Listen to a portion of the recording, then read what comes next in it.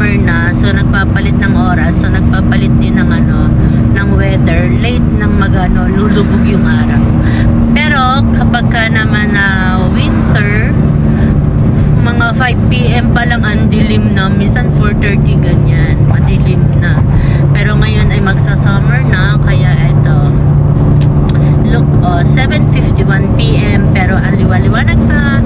Pauwi na kami sa bahay, galing kami ng Decathlon, may binili lang kami.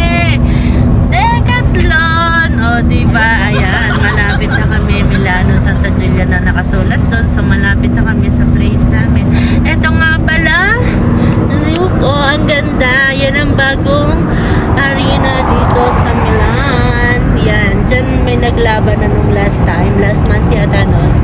Nagpunta dyan si President Trump ng US.